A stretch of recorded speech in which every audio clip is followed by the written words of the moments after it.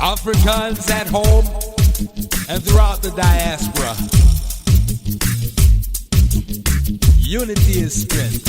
We've got the power. Stop the fussing and the fighting. Now's the time to do the right thing. We need more unity. Come. Stop the fussing and the fighting. Yeah. Now's the time to do the right thing. In the spirit of Umoja, embrace with love.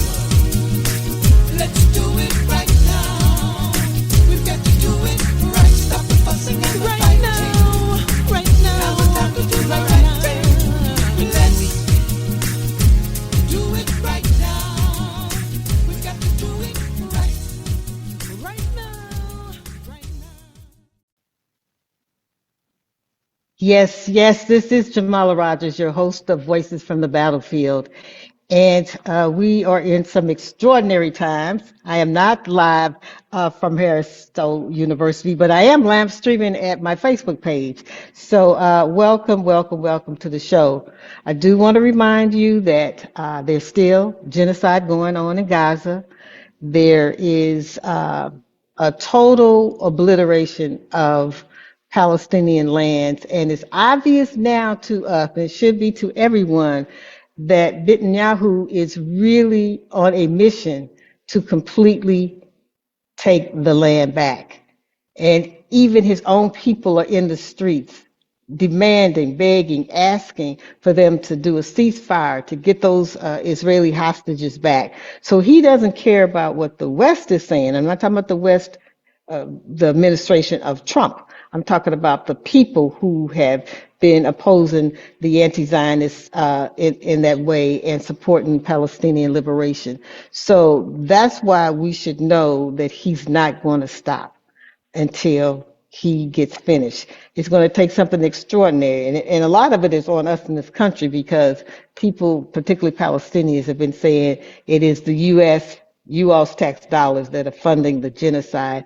You all can make it stop. And so we have to put pressure on our Congress people to do that, even though a number of them are getting APAC money, including our own Wesley Bell. So that makes it difficult, but not impossible. So that is a task, a job that we must do before they completely obliterate Palestinian lands. I also need to remind you that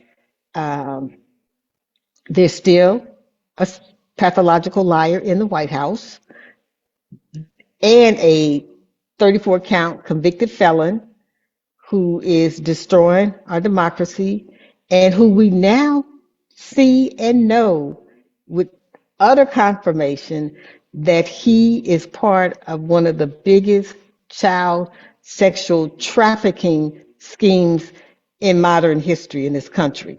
So let's be clear who's in there. That's why I keep calling for Congress people to enact Amendment 24. This man is not just morally corrupt, but he's mentally unhinged.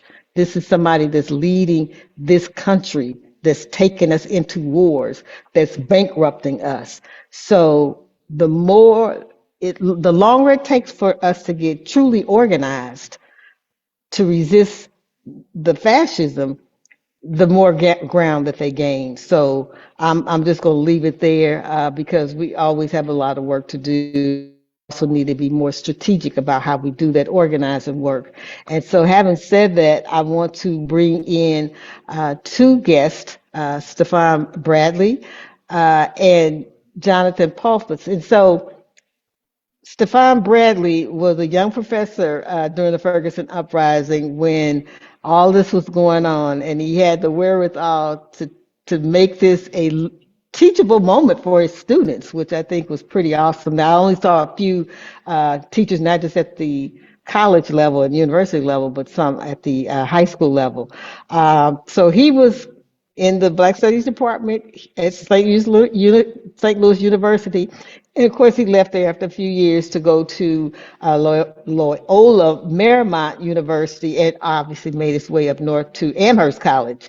But along the way, they were very positive things happening. He's been writing books, publications. He was a fellow for the help me with the Genius Award. So y'all got a genius among you, not just because these other folks, MacArthur said that we already know the genius. We've seen it and felt it. So yeah. And then we have Jonathan Pulphous, and Jonathan was a student of Professor Bradley at that time, but I know him as a winner of human rights essays, so he's a hell of a writer. But he played a pivotal role in the slew of cores, and we're going to talk about that some more. He's a self-proclaimed justice cultivator. He's now the author of With My People, Life, Justice, and Activism Beyond the University. And I forgot to mention Stefan's title, If We Don't Get It. That was a big chant during the time of Ferguson Uprising, and it's a people's history of Ferguson. And of course, most of you all know that I wrote the book Ferguson is America, Roots of Rebellion. So you have three authors here, and I might say three authors from three different generations. And so I think the perspective is pretty amazing. And we had a good time talking about this at your launch, Stefan, at Left Bank Books. And so we just didn't have enough time. So we said we got to do it again because it was just so much to uncover, to talk about, to explain. And so here we are. So what I want to talk about is the reading scores were just released for our seniors in schools in the U.S. And we now see that our seniors who are about to go out into the world are at a 35% proficiency level. That's the lowest it's been in like 30 years. So that's troubling. And, there's probably some reasons why, but I knew that during the COVID, and I was trying to sound the alarm, don't come back with the same old schools. We have to have somewhat of an accelerated program because the kids were already behind. That year or so doing remote just didn't work for most inner city kids, and so here we are, like way behind. Just way behind, and so us as authors who are avid readers ourselves, who probably been avid readers since we were children. How are we looking at this generation of folks who some of them don't even like to read? And they've told me that I don't like reading. But there's some who would like to, but now don't even have the skill set to do that. What do you say is going to be our response to that as a society? And I would say specifically for Black children. So Well, either I can check in on this, and thank you so much, Mama Jamala, for having us on here. And as always, I say thank you for your service. You've been in the water a long time, looking out for us, do and I look dried up? no, no. I've never heard that expression being in the water, but I got you. Yeah, well, you've been saving us from ourselves for a long time and saving us from the people that would harm us. And so we just thank you, and I'm glad to be here. You asked the right question. I would say this, as somebody who, is in higher education, it affects also those who go on to higher education. The attention span of young people is very, very short, making it more difficult for people to sit and read. So this is a skill that is going to harm us in the future. I don't know if we understand what this means, but critical thinking comes from the ability to, in my mind, to read, take in information, and to reflect on it. There's a number of things going on in education. One of those is a disinvestment, of course, in public education. So public education in this country has been left to the Black and brown students. And so if that's the case, then people don't mind neglecting it in the United States. I think that's a problem. I think teacher education programs are suffering because, it's who would want to be a teacher? I don't know if you've seen these school board meetings and like Yeah, who would want to be yeah, a teacher for all that kind of thing. yeah. And then there's other elements though that I think are combined with this, and some of it has to do with community. So I tell people proudly that I learned to read actually at church, and so there were different spaces where reading was enforced for me. So I had opportunity for good teachers to teach me, but things were reinforced at home and in institutions. And so if I had a solution, part of it would be kind of what there was an author that wrote a book called Fugitive Pedagogy. And what he spoke about was the idea that in our downtime, in our spaces that aren't in the mainstream, we have to take those times to educate ourselves. And only we can do that in the way that's necessary for liberation.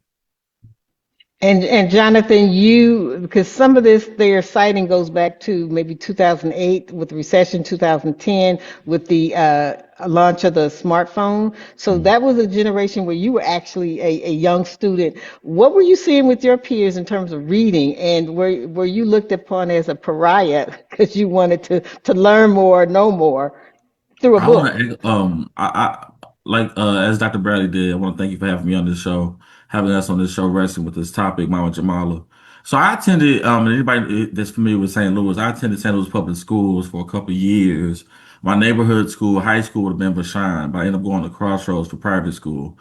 I was ahead of the game at Patrick Henry, which is right down the street from the Board of Education. However, it was a culture shock, and it was academically I was very behind. I had to retake certain courses when I went to Crossroads College Prep, and I think around this time, of course, you had the election of Obama in '08, the first election of Obama in '08, with the recession, all these different things going on. I think the main thing with technology, and now a lot of young people are upset with some of their administrators because there's this emphasis on cell phone usage, technology in schools. But then we have these school shootings that are happening. And then we have these incidents that happen in schools where there are emergencies where students need to get in contact with their families.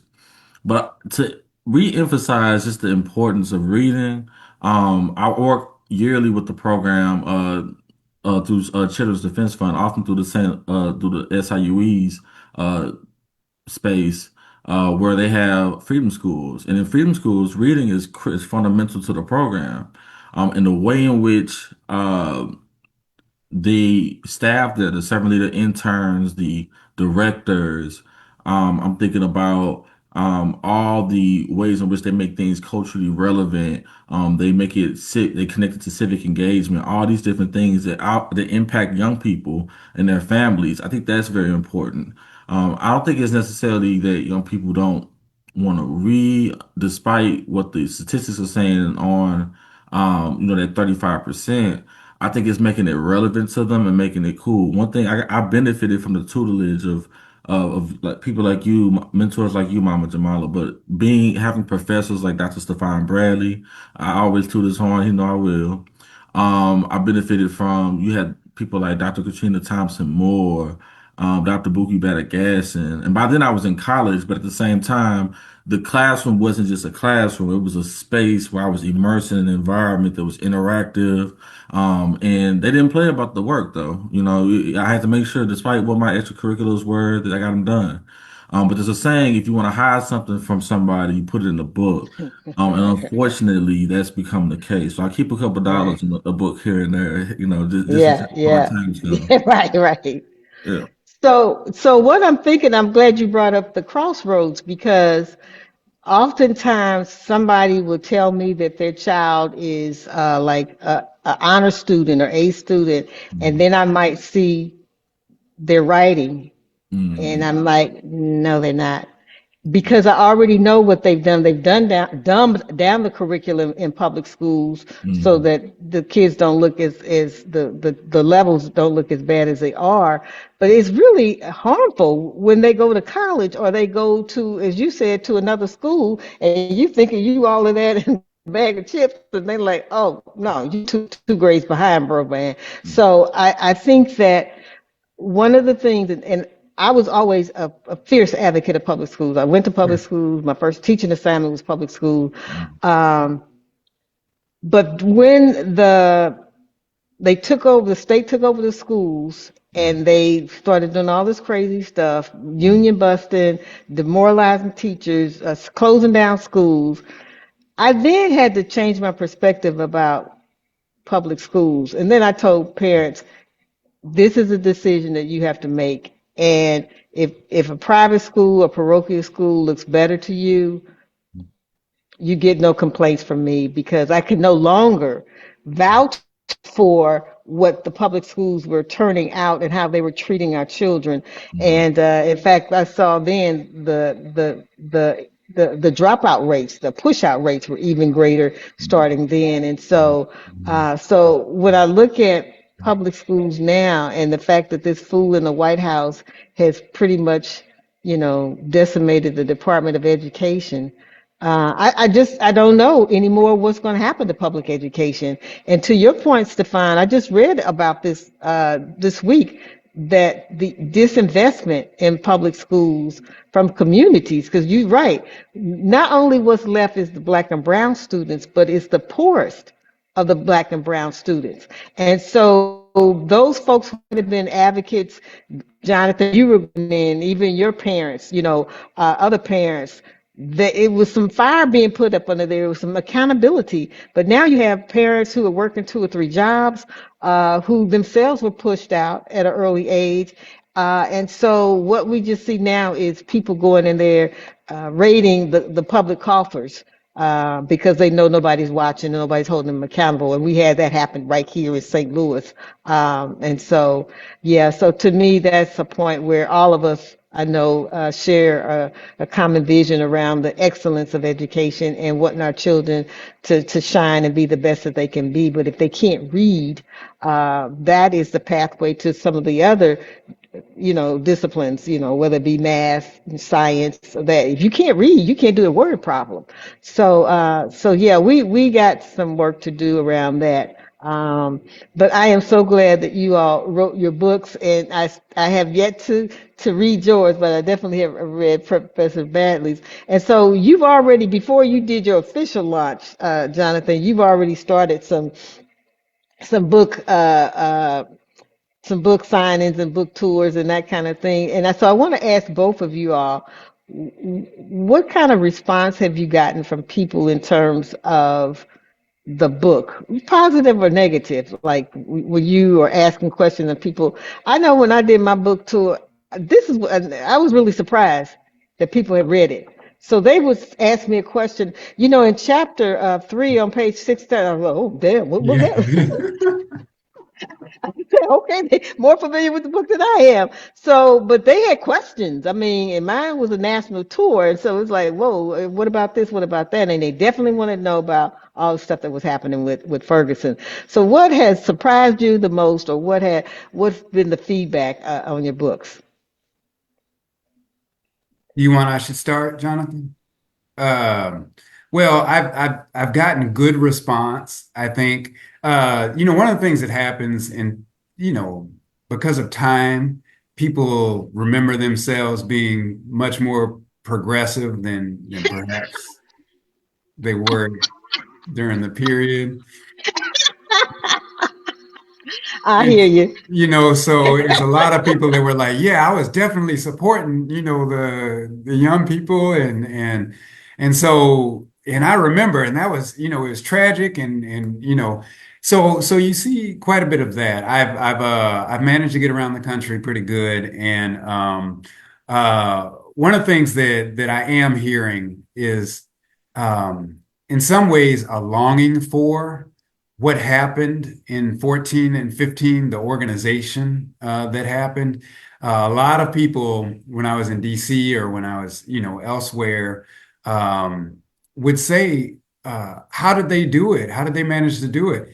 And my response would be, look, these were people who were totally untrained for the moment. Some people had been working with you, Mama Jamala, but this movement happened because of intention and because of dedication, really. The willingness for these people to focus their entire lives on trying to get justice for Mike Brown and justice for the community. And so I think I've gotten quite a bit of good feedback. You know, I've always been a little tender about the idea that, look, uh, I'm a good scholar to an extent. I'm an excellent teacher, all of those things. But in movement making, look, I follow Jonathan Pulphous. Like I follow you. And so I think that those are some of the comments that I've heard about just people wanting more of this and wanting it right now for this moment. And it can happen, but times have changed, and the police have gotten smarter, and the political moment has shifted quite a bit. So Quite a bit, yeah, quite a bit. Jonathan, what about you? I know you just getting into the weeds, Yeah. but what's been the response, especially since you're a young author? I want to hear what they've been saying to you. I hope they've been like nice. It's been similar to Dr. Bradley. It's been well received by those circles and spaces I've been in. Um, Trump hasn't received a copy yet, but we'll see where that goes, should that happen. But I think the main thing in all seriousness is that, like Dr. Bradley said, people are wanting to know and learn and soak up some of the lessons and some of the tactics.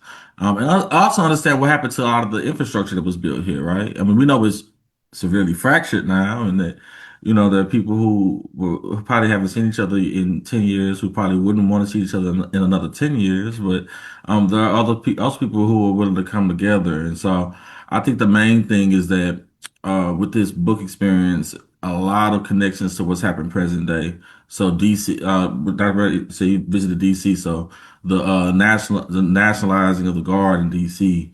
How did we respond to it then, and what lessons can it take in response to that now?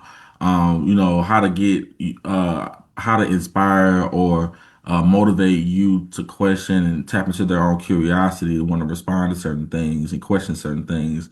That's a big thing that's come up. Of course, typically in the news, we get little segments that come out, such as, with the consent decree in Ferguson, what's the status of things that have happened locally there. And then, of course, unfortunately, and I'd be remiss if I didn't say, rest in peace, Dorian Johnson, Michael Brown's brother and friend who recently murdered near in Ferguson. So, when things like that happen, people have questions and they want to know and they're curious to know, what's the response on the ground and stuff. So, so far so good overall. In terms of the reception, I'm eager to see the dissenters and the opposition and the haters come out, but they've been pretty quiet for the most part. So that makes me think about though that there, and this is to both of you all's point about people wondering if if they're in the book, and you left me out because I was there. I've gotten some of that even since Stefan's book came out. Was like, well, those weren't the only people that were there, and I'm like, okay. So books are written from people's perspectives. sure. Okay, let me just say that, y'all. So if y'all want yourself to be in a book, write about what you did in the book. And I say that not, with some kind of like disdain, because when I think about our three books, if you read them, then you will get a more holistic picture of what was going on. And so it's not, I definitely have a perspective because I played a role, a different kind of role than Jonathan or you.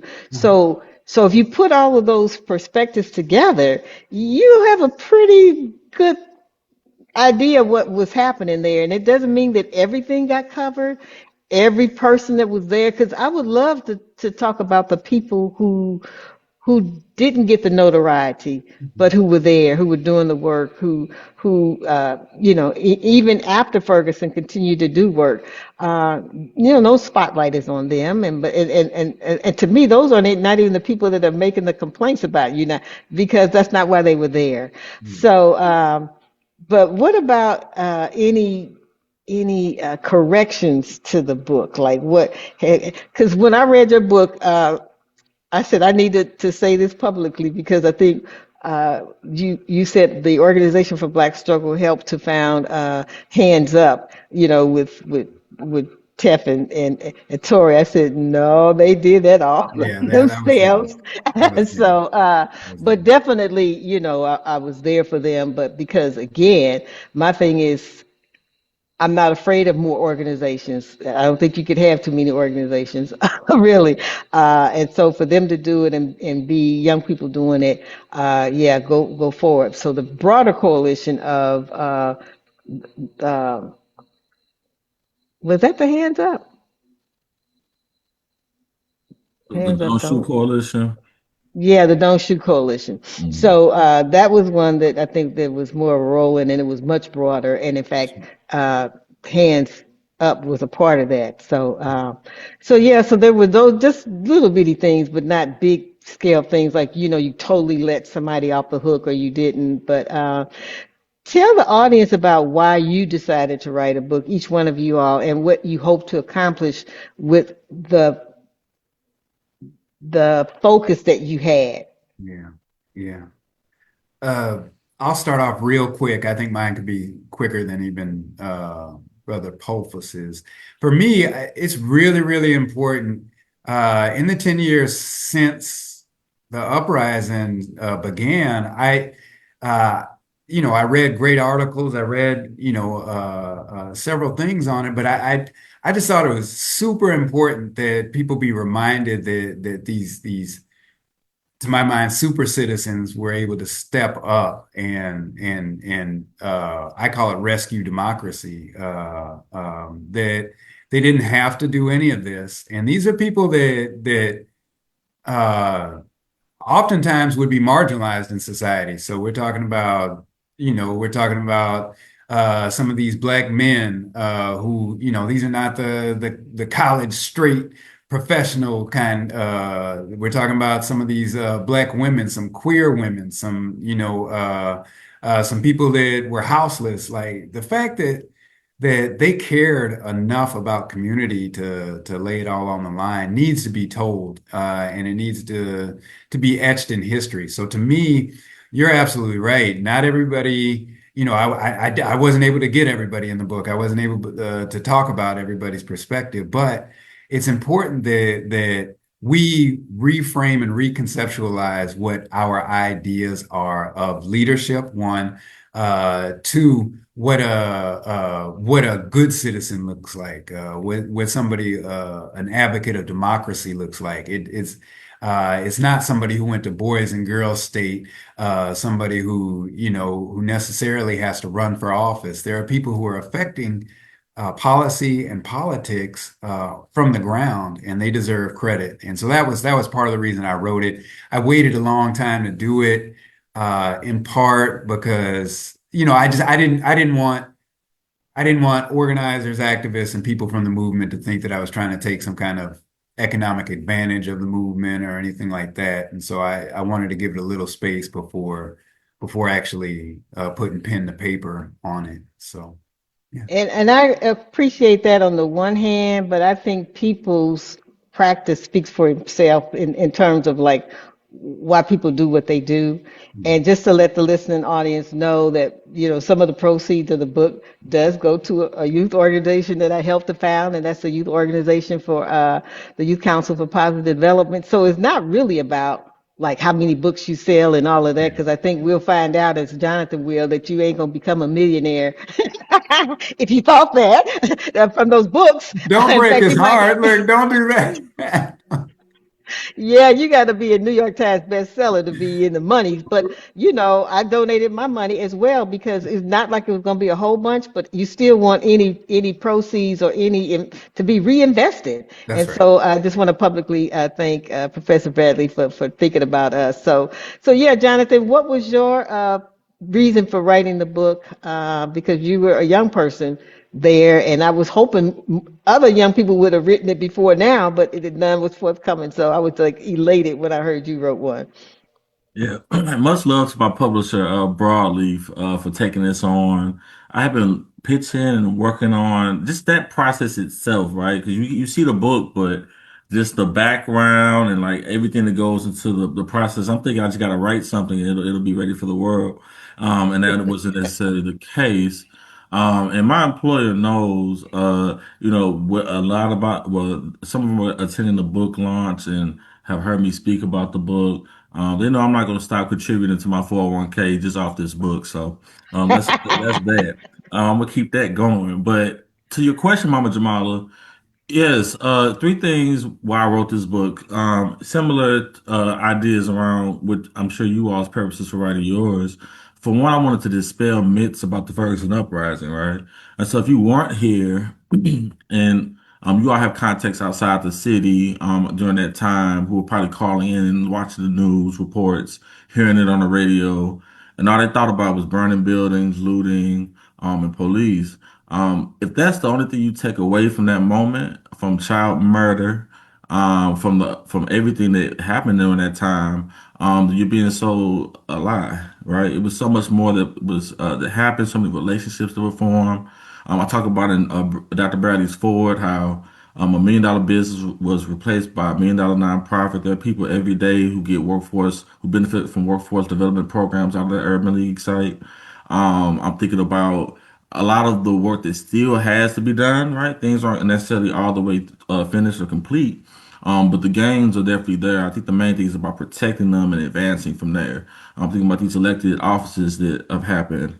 Uh, uh, the chocolate McCulloch, Wesley Bell, right? Or Wesley Sale, right? You know what I'm saying? So some of the disappointments that have happened. Yeah. But Corey Bush, Alicia Sanye, Rasheen Aldridge, Bruce Frames, nobody's necessarily perfect in doing this work, but I think that it's important to celebrate those things. So I wanted to highlight that for the book. The second thing is I wanted to leave organizing tips for young people. So things that were probably told to me in nuanced ways. Mama Jamala, you've been in my life for a long time, and Dr. B since I was 18. So I was definitely told some of these things, but it didn't really land home and really stick with me all the way. I picked up some things, left some things behind. And so I wanted to leave just some advice. One of the things you talk about, Mama Jamala, I think in an interview I cite from you with Forward Through Ferguson, you talk about how the movement is a marathon, not a sprint, right? And so the importance of self-care, finding joy, taking care of yourself in this work, right? How that's important. So definitely doing that. And then last but not least, the other thing I wanted to definitely leave with people who read the book was to encourage other people who were involved in the movement work and in other movement spaces throughout the nation to tell their story. Because when we talk about the literary tradition within the Black Freedom movement, emphasizing the importance of griots, those who do the storytelling, who carry on the traditions and the lineage that's been established, the timelines, who protect and hold that. Especially since we started this conversation off about a context in which a lot of student the low reading scores and things like that. Finding creative mediums for people to learn these lessons, remember these stories, I think is highly important. I remember, unlike Dr. Bradley, I started writing my stuff, I want to say probably in 2015. I didn't know it was going to materialize into a book, but I benefited from the tutelage of Dr. Amber Johnson. She had a course where she taught about ethnography. And so I started talking about what was happening around me and what I was going through, and it developed into what it did. So those were the three purposes for why I wrote the book. But I enjoy reading Dr. Bradley's book, If We Don't Get It, and I definitely enjoy reading your book, Mama Jamala, Ferguson is America. I had no idea who Cookie Thornton was. Kirkwood and Meacham Park. When they asked me, does protesters work? I said, are you still alive? Because the way some of these people got down. But yeah. Yeah, yeah. But I think what's interesting about the three books is that they sort of build on each other. Because the reason I wrote Ferguson is America is because people kept saying, "Why Ferguson? What happened? What's going on in St. Louis? What's?" And so, really, I don't think young people understood the now part of it. That it wasn't just that moment; it Mm-mm. was a build up over decades of that kind of oppressive policing and the kind of marginalization of people who were in the majority. Because people, when they found out that Ferguson was predominantly black but had all white city council, basically, they said, "What? Y'all got a little apartheid there." So it unearthed a lot of stuff that people didn't know, including folks who lived in Ferguson, because you can keep your head down and be working and doing whatever. You're not focusing in on, like, the dynamics of power. And we saw what happens when the power is in the wrong hands, and our people became the brunt of, as it was called, become the ATM for revenue for all of these municipalities. So we had to talk about that. We had to talk about really what it meant for people to keep moving west and north, Mhm. Mhm. trying to get away from whatever was not here that was meeting their family needs. And every time white people moved, there was white flight, there was black flight. Come So, on. Yeah. come on, white people, we ain't trying to join y'all. Just give us what we're supposed to have here, and we'll stay in the city. Yeah. So all of that, and then later on, people say, like, some of the things I learned, like I had never heard of the exodusters. Well, you always heard of that because you teach Black history, but that, like, black folks coming from the South trying to find, and this is not the Great Migration. These are folks who were No. running from the Reconstruction backlash. So, like, they had never heard of that. They had never heard of the concept of root shock, Mm. which Mindy Fully Love, like, coined, and that's part of the trauma. And this, I'm trying to have her on, like, next month, because Dr. Punch, who's been in the streets, who's been doing some of the work around trauma informed care, really did a thing. I had to quote her in my last piece for the St. Louis American, but she talked about the trauma that the land feels, the earth Oh itself yeah. feels, and that's why we have a connection to that land, and so it's a double trauma. And so then I thought about the root shock concept, and I'm like, people need to understand that better, because we're moving around and we're not understanding how all this stuff is affecting our psyche, and why we need some healing spaces. So yeah, so if people read that, it's different angles that you see different things. But one of the things I was glad that you did, Stefan, is to break down some of the contradictions that were going on. Because I think, to Jonathan's point, people looked at it and said, "Oh, people were like, that was a really revolutionary moment, and the young people were doing." No, there was some not so nice things that were going on Yeah. behind the scenes, and I think you were very clear about those contradictions, and how some of that was trying to be resolved, and all of it didn't get resolved. And it's harder to resolve it in the heat of the moment, because not only, I mean, I thought about all the things that I would have loved to pass on to young people during that time, the Right. teachable moments, and, like, okay, now this is what this, it was just not the time. It was like, the streets were happening, and Yeah. and people needing not just self-care, but like medical care. And so in the heat of the moment is not always the best time to try to, like, "Oh, let me tell you about the history of this." It doesn't work like that. And so I think now, if I wrote a book, it would really be about taking some of those situations and say, here would have been a better way to do this, but we just didn't have all the pieces in place. And I would say we didn't always have the people in place who had the kind of experience that they could be shared to young people. So talk about some of the contradictions that you raised. And I don't know if you did a similar thing in your book, Jonathan, but I know that, you were part of the leadership of the Accords. Yeah. And to me, when you start looking at an uprising like Ferguson, then people say, well, what was the lasting legacy of that? What did you all achieve? And in some ways, it's really hard for people to pinpoint something tangible. but the accords were, and it's specifically around, and Christopher Tinson helped to remind me of this, is that there is a department, a Black Studies department, as opposed to a program Hmm. that the courts were directly responsible for. So I don't know if people really know that, understand that, and really appreciate it. But that was something y'all did. People been talking about it needed to be done. It's slew, right, Yeah. Stefan? Yes. And Look, the I young people worked put it hard in, on it. put it in those demands, and That's right. That's right. yeah.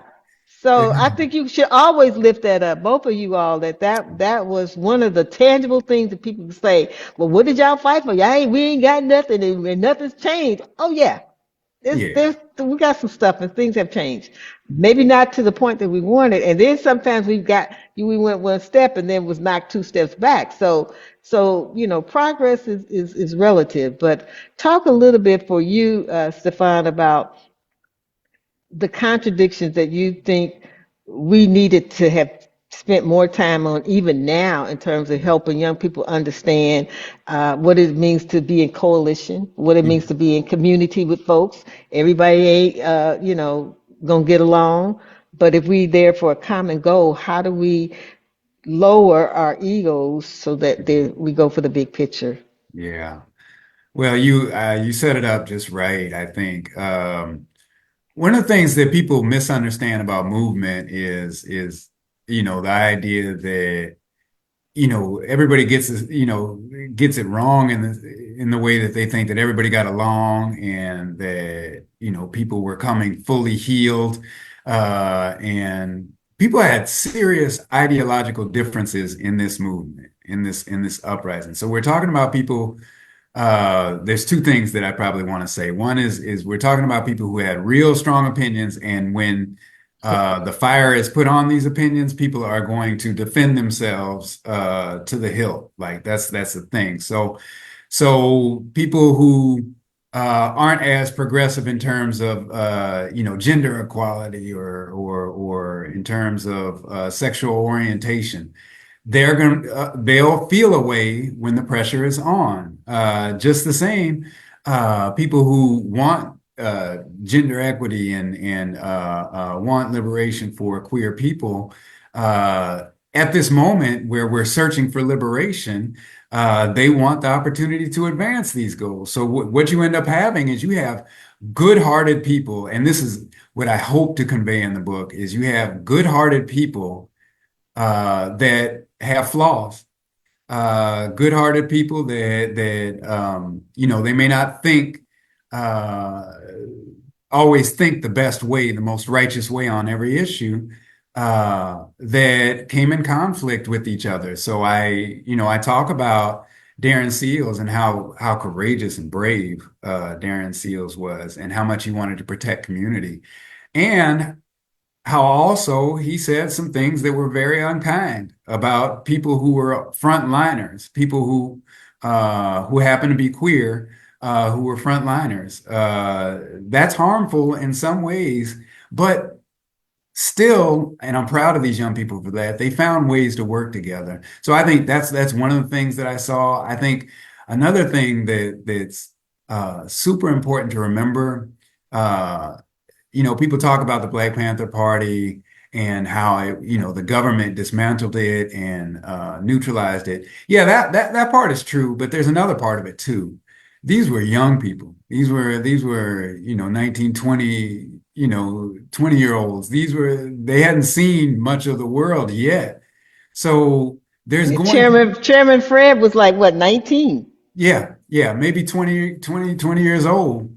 And so what ends up happening is, yes, you have ideas about what's supposed to be happening in the world, and then you're confronted by what is happening and what people want to keep. There's that part of it, but the other part of it, and I hope everybody gets this, and when reading through Brother Pulphous's manuscript, is this idea of people were coming to movement having faced all kinds of trauma in their earlier lives. And this movement, the sirens, the flash bombs, the tear gas, like that triggered all of this trauma for people. And as a result, it's a fight or flight all the time, fight or flight. And the people that I know, the black people that I know, the people in community that I know, don't want to fight, but if they're in a fight, they don't stop fighting. And you saw that happening in this moment. So there was this conflict that you talk about, and if you could do everything over again, you would tell people, look, you don't have to ruin your relationship with somebody like this. You can still have your opinion, but you don't have to ruin your friendship or your Mm-hmm. partnership Mm-hmm. with people. Right. What do you say about that, Jonathan? What were some of the contradictions that you raised in your book, and how would you like for people now to look back on that and say, here's what could have been done differently? So with my book, and one thing it does a little differently than Dr. Bradley's book, is that Dr. Bradley, he screens about, was it 20 people, Dr. Bradley? 20 interviews? Whereas with mine, it was all from memory, quotes and everything, paraphrases and everything. So in my experience and in my journeys, I definitely encountered a lot of contradictions, right? So I'm thinking about, everybody asks me, and I feel a kind of way about it. What's going on with Tribe X? Well, like other organizations in the past that have imploded or that have become fractured or whatever the case may be, Tribe X, which at the time we had just got the Clock Tower Accords agreement from SLU. We were headed towards that was what in October, so November was coming up. We had the non-indictment that we were coming up on.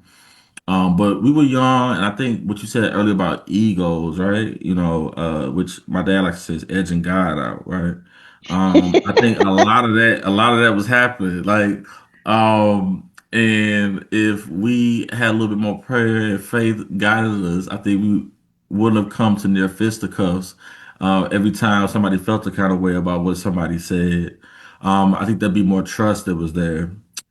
We talk about, we're all for black liberation, black freedom, right? But we were a younger group, but we benefit from the tutelage and the mentorship of the mamas, we call them, Mama, Queen Mother Ramona Taylor Williams, my mama, Mama Lola, Queen Mama Mix. And at the time, there was friction within the group, and this comes up with cut the check. There was friction about money, who had access to the coffers, who had access to social media, all those different things, and that ended up leading to a split within our group. And you can't say you value Black freedom, but don't also value Black intergenerational perspective, because it takes all of us to get this done. And without that, even though I'm not perfect, I'm flawed, and Dr. Bradley's book, some of that stuff comes out. But I think often what ends up happening is that without that tutelage, without that investment, that care, I could have went way left out off the field. And so I just want to emphasize that, speaking from the perspective of Tribe X, but all the things, I echo all the things Dr. Bradley shared. It was a lot of brothers who, thought that the queer folk were trying to take over the movement, and then there were queer folk in the movement who were citing Audre Lorde, literature and using these 5, 6 syllable words that everyday people on the ground just couldn't understand, but they was just as serious about the fight. And so all that definitely occurred. Relationship drama occurred, right? And I'm part of that. Relationship issues occurred from people who were still trying to figure themselves out, who may or may not know no better. But what that did was the personal. We talk about how the personal is political. A lot of the personal drama ended up having an impact, for better or worse, on movement activity. So a lot of that comes out in the book for sure. Yeah, and No, I think to Stefan, your point about people coming in broken or traumatized already in normal everyday life, and then there's a hypervigilance towards, you know, thinking you being attacked, and so yeah, it is fight or flight, and I saw that often. And one of the things that I thought almost was humorous is like people saying that the queer people were taking over the movement, and some of those, including with Darren Seals, I said, "Well, do you know who started the Black Lives Matter movement? It was three queer women." And, so yeah, so part of it is always like these teachable moments. Like this is not a movement that that's owned by anybody. And I'm going to segue into this critique of that the St. Louis Post Mm, Dispatch did about where was the Black mm, Lives Matter during the tornado. And of course, there was, people responded, a lot of people responded enough so that they like did a step back and say that probably wasn't the best way that we could have written about that article. Hell no, but this is what y'all do regularly. You yeah, just throw some shit out there. But one of the things I was thinking about is there is no BLM, no Black Lives Matter here. So I would have responded differently than what I heard some people say, because before Black Lives Matter, the organization, there was the Black Liberation Movement, the sure. BLM, and it Yeah. was much broader and people saw themselves a part of it. So when you say, well, where was Black Lives Matter? Well, who would that be? Surely you saw black people responding, black organizations responding, black sororities, black churches, but so they consider themselves all part of the black liberation movement, where it's civil rights, where it's radical, tradition. So the question itself, or the accusation itself, to me was just off. We Shameful. responded, and so they walked that back, but I think I told you before we came on that there were some people who legitimately was asking, like, can we get some of that money that they got? Because the last thing I remember was $60 million. I don't have that kind of relationship with the BLM Foundation, Black Lives Matter Foundation. I don't know if they give money like that. So I said I don't know. Maybe you should contact, maybe put a letter into them. But people were searching for like resources Yeah. when the tornado hit. So when we talk about like the broader Black liberation movement, which I see Black Lives Matter being a part of that, not the other way around. Where do we go from here with that movement? Because I think for when we were on the streets, people say, is this going to be a moment or is this going to be a movement? And I think we see that it was some of both. It Yeah. certainly fueled some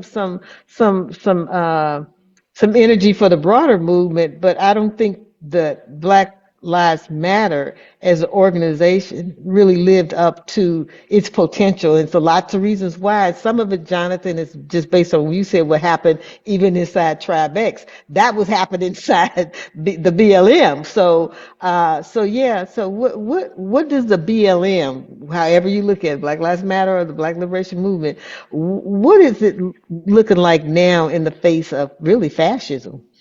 Mm, mm.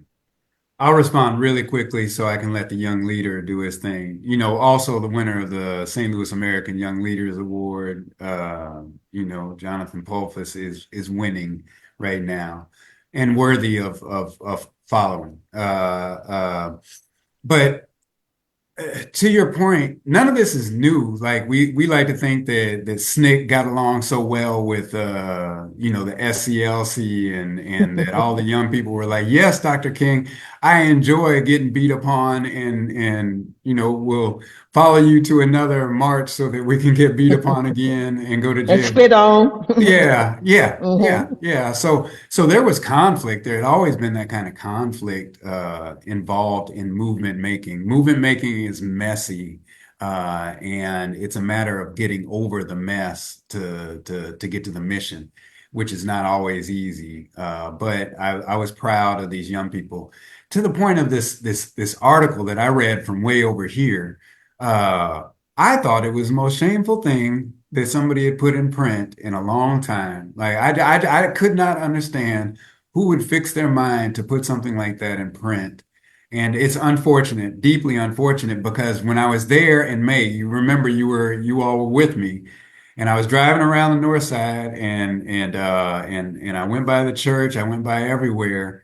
Um, I saw the work that Tori was doing, that Tef was doing, that Kayla was doing, that so many other people were doing, yourself, Jamala, uh, were doing to get these resources when government wasn't responding. When the government that's supposed to respond was not responding, it took community to do that. So literally, they're running around finding tarps for roofs and ladders and water and food and turning gas back on. All this stuff that this is supposed to be government response. And so to me, that gave me so much faith. And I know, I'm the nerdy bougie guy, but I have to say it out loud. Like I was so proud. Like I was just so proud to watch the people who had led the Ferguson Uprising movement reactivate or continue to activate to look out for community. And it was, I know, they were tired and they were frustrated with people not helping. I'm talking about governmental people not helping, but I was so proud to see them pull together and look out for community. So that gives me faith, Mama Jamala, that movement is going to be intact. That the people who were young firebrands 10 years ago are now organizers in a way that allows for the community to benefit in even a larger way. Mhm. Jonathan. I want to echo the points that Dr. Bradley raised around how those who were out in the streets in Ferguson in 2014 and beyond were definitely fully present. Those that were able and had the capacity to were definitely fully present, just as they have been, right? Just because the media is gone, the cameras aren't here, doesn't mean the work has stopped. It's evolved. It looks different. There are nuances. Whether people have joined organizations, ran for office, or whatever the case may be, people continue to be civically engaged and continue to organize in their own fashion. What was disheartening for me about the lady's letter was that it continues to show, and that's important why our books are instrumental in whole value. Because if you would have read Ferguson is America, if you would have read If We Don't Get It or With My People, you would know better than to write something like that. And I'm thinking about the Black Lives Matter organization, and there's some nuances to even how that phrase got started. But more importantly, Mama Jamal, you said 60, I heard 90, and I heard different numbers all the time. But I just think about how much work OBS does, Youth Council for Positive Development does, Action St. Louis does, all these different organizations and entities do mainly on a volunteer basis with little to no funding, and how much a tenth of that amount of money could mean it could benefit the region, right? And so I'm hoping that down the line, if there's anything left, right? Because I know mansions were bought and some more things were purchased, but Right, right, if there's right. anything left, that there's a heart to heart conversation, even chosen for change, they could benefit from that, right? So if there's anything left that comes back here full circle, because while the internet might have, been the genesis for the phrase or the hashtag, Ferguson and St. Louis made it a household name for sure. And so I think moving forward, we're going to continue to see people who are out on the streets be civically engaged. Some of them have started families. The basic root of the community is the neighborhood. You got the family, as you would say, Mama Jamala. So I think that's everything to see this next generation of freedom fighters come out because of the love that was created during the uprising. And I look forward just to continuing to push and tell people about you all's work. Thank you for having me on this platform, Mama Jamala. Okay, in the few minutes that we have left, can you tell us when your next book signing will be? Either one of y'all. I know you probably are still traveling. You've done yours in St. Louis, Stefan, but Jonathan, what do you have coming up? Yeah, so my official launch is September 20th on a Saturday. It's gonna be at 6 p.m. at First Congressional Church of St. Louis, which is near Washington University.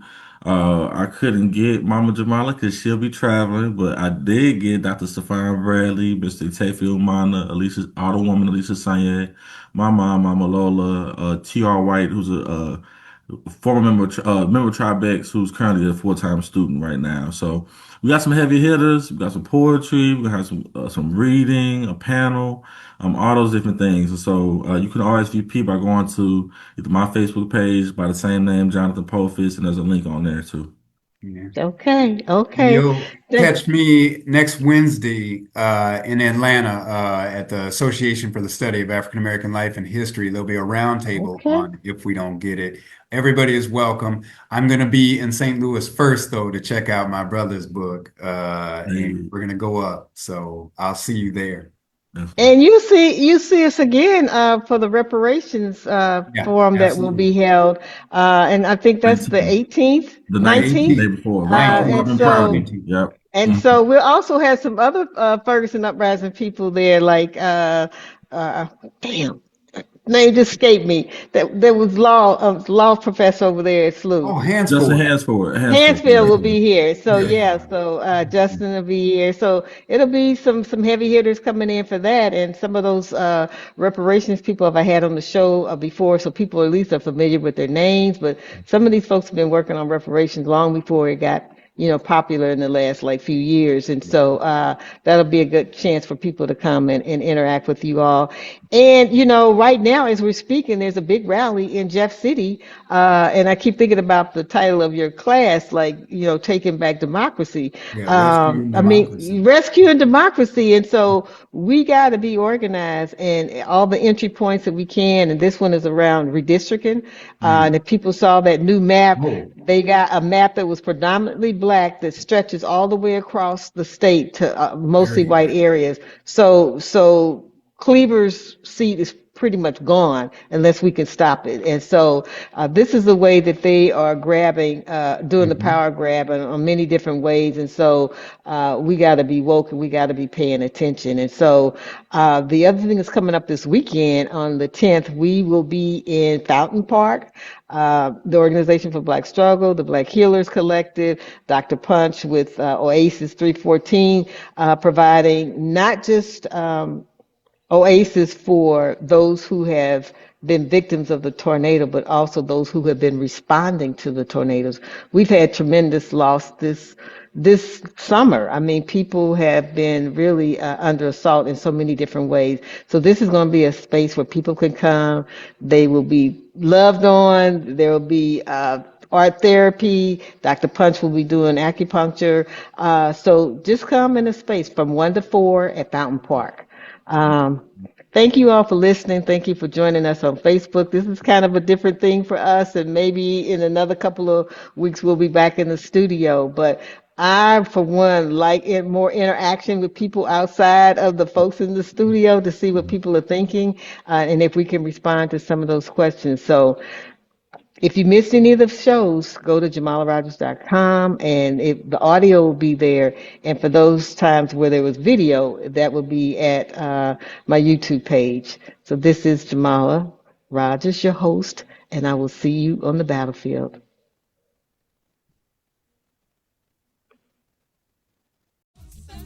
We've got to do it right. Stop the fussing and